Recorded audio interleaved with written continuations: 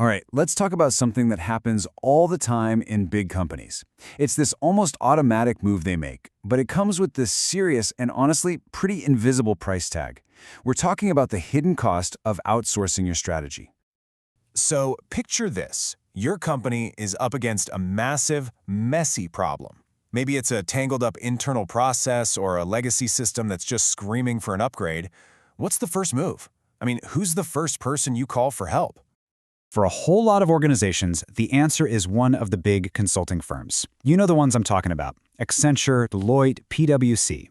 They show up with these super polished slide decks, all these ready-made frameworks, and a really powerful promise. We'll get you quick impact and rapid results. And you know what? To be fair, they often deliver on that promise.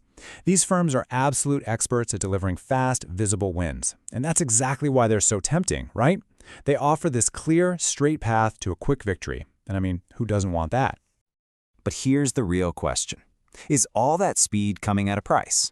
Is there some deeper, structural cost that you're just not going to see until long after the consultants have packed up and moved on? Well, let's start unpacking those hidden costs. This right here, this slide gets right to the heart of the whole problem. It's a fundamental misalignment of goals.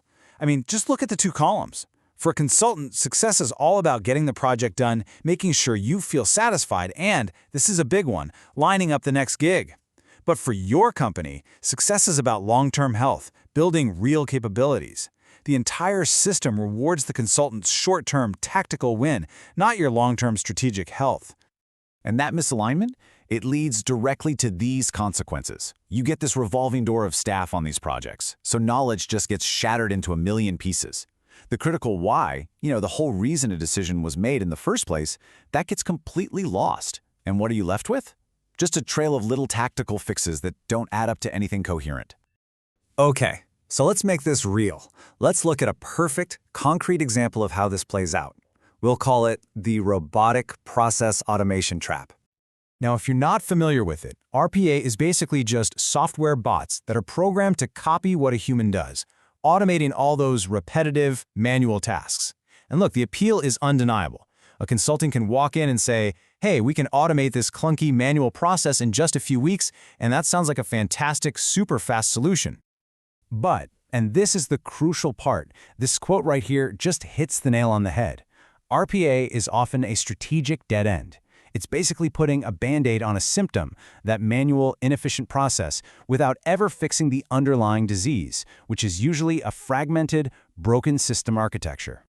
And so over time, this is what you end up building, an invisible, tangled labyrinth of automation scripts. Every single one is a brittle little workaround, and it's all tied to some specific quirk in a user interface. It's a nightmare to manage and govern at scale. And this is the real danger. The business side, they see short-term efficiency gains. The consultant gets a glowing review. But underneath it all, your core architecture is getting more and more tangled, harder to change, and way more expensive to maintain. You're quietly mortgaging your company's future for a little bit of relief right now. So all of this brings us to the real culprit in this story, and it might not be what you think it is. The true problem, the root of it all, is about ownership. Because let's be really clear here. This is not an attack on consultants. They can provide incredibly valuable expertise and an outside perspective. They can absolutely accelerate work when they're used in the right way. No, the real issue, it's outsourcing your ownership.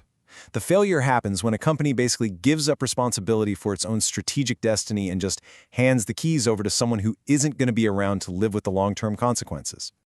And that's because we have to stop thinking of architecture as just another project with a start date and an end date. It's not. It's a core capability. Think of it like a muscle. It needs context, it needs continuity, and it needs long-term stewardship from people who are actually embedded in the organization, the ones who will still be there tomorrow to answer for the decisions made today. Okay, so how do you avoid this trap? It's not about firing all your consultants. It's about deciding to build your own architectural future from the inside out. The way forward is really about building up that internal maturity. It means putting strong internal governance in place.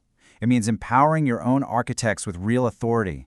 It means you retain the final accountability for every single decision.